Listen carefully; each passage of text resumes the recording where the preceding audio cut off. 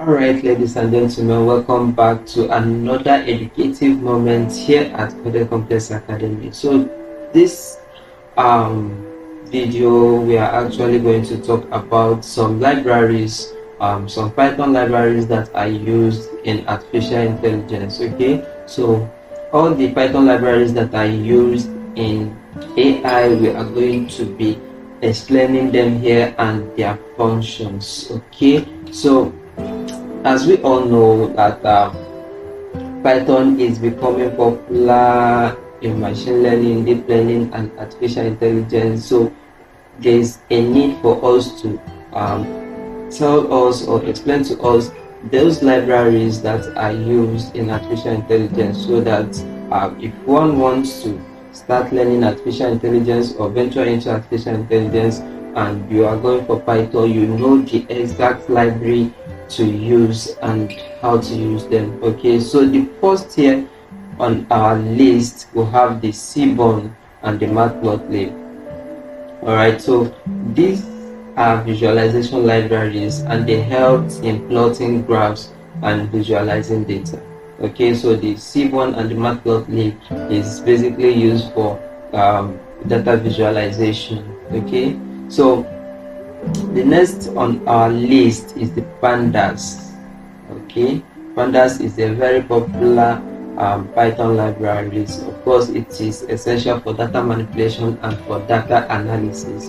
Okay, so we have another powerful library here, which is the Theano, because the Theano is a Python library which allow you to define, optimize, and evaluate mathematical expressions which involve multi-dimensional arrays. Okay, so that is what Theano is used for.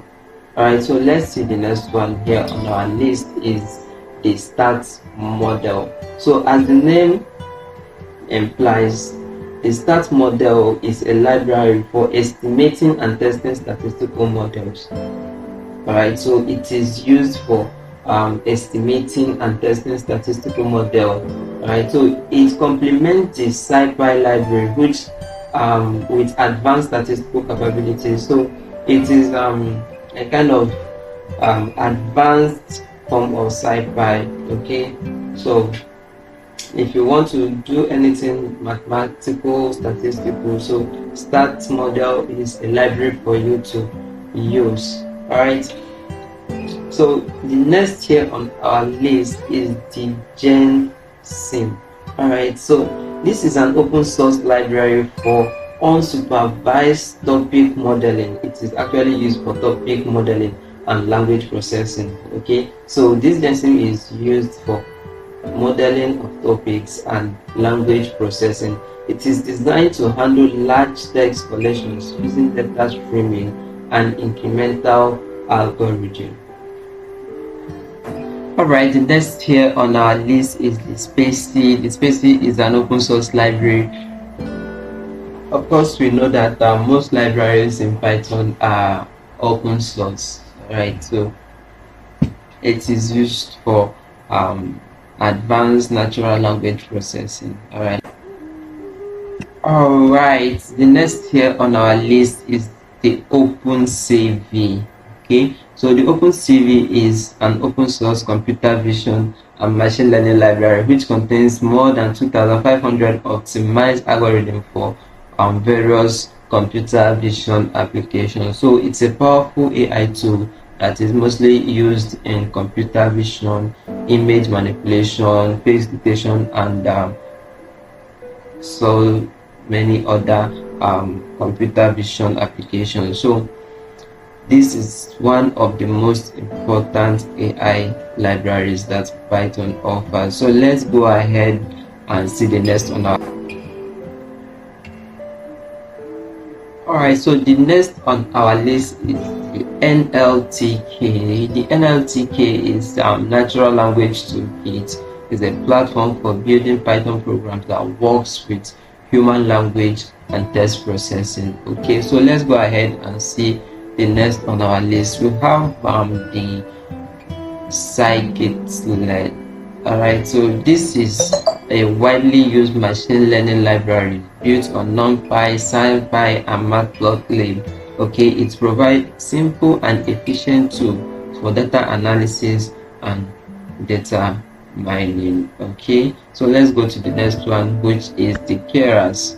All right, the Keras is a high level natural neural network, rather API. It is capable of running on top of the TensorFlow Theano. It also allows for easy and fast prototyping. So a quick one, let's go to the next one, which is PyTorch. This is another open source library for deep learning, and it is developed by Facebook's AI Research Lab. Alright, the last here on our list is the TensorFlow. Yes, the TensorFlow is a library, of course, still an open source library for machine learning and deep learning. It is developed by Google. So this is a very powerful tool for AI. I think we'll be drawing the curtain here. So these are the 12 basic AI libraries that Python offers. So for now, we are going to be going through them one after the other. We are going to be building our projects around these libraries that we've mentioned. We are going to see how to deploy them and use them in our projects one after the other. So if this is the type of video you would like to see, I think you should hit the subscribe button so that you remain somewhere around this channel, okay? And then hit the like button so that you encourage us, at least show us that yes, you enjoyed the video and you would like to see something like this in the future. Okay, so while you are enjoying the video, do well to also share it with your family and friends. Someone somewhere is in need of the video, make it get to them. All right, so until then, see you